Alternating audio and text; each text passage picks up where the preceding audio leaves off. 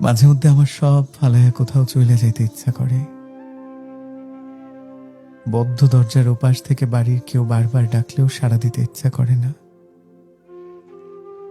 আকাশ দেখতে ভালো লাগে না, দিনের আলোতে বিরক্তি লাগে। কাঁদতে গেলেও মনে হয় ভীষণ ক্লান্ত লাগছে, আজ কাঁদতে পারবো না। আশেপাশে কাউকে হই হুল্লোড় করতে দেখলে রাগে রক্ত জবার মতো লাল হয়ে ওঠে চোখ। নিজেকেও নিজের কাছে ভালো লাগে না তখন। এমন সময়গুলোতে আমার সব ছেড়ে ছুড়ে কোথাও চলে যেতে ইচ্ছে করে।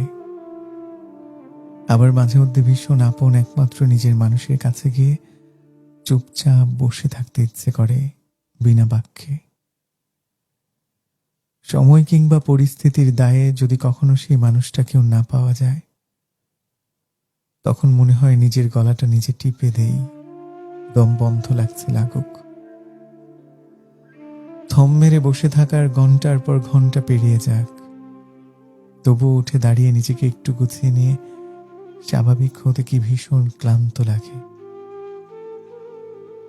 এমন ভয়ঙ্কর একলা লাগার ক্ষণে মৃত্যুকে সবচেয়ে বেশি আপন মনে হয় আমার।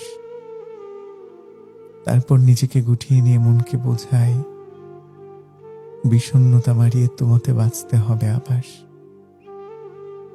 হেরে যাওয়া মানে এগিয়ে আসছে জয়। উঠে দাঁড়াও জীবন তোমার, কিসের এত ভয়। হেরে যাওয়া মানেই এগিয়ে আসছে জয়। উঠে দাঁড়াও জীবন তোমার, কিসের এত ভয়।